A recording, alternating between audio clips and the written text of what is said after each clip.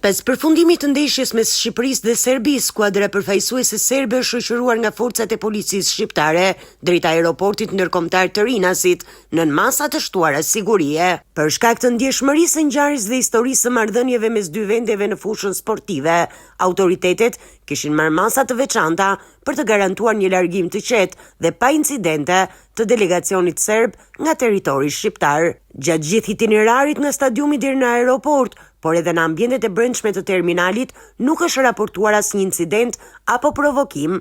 Lëvizja e ekipit serb është menaxhuar në mënyrë të koordinuar nga policia e shtetit në bashkëpunim me autoritetet e sigurisë në aeroport. Skuadra përfaqësuese e Serbisë është futur normalisht në terminal dhe ka vijuar udhëtimin drejt Beogradit në orët e vona të mbrëmjes.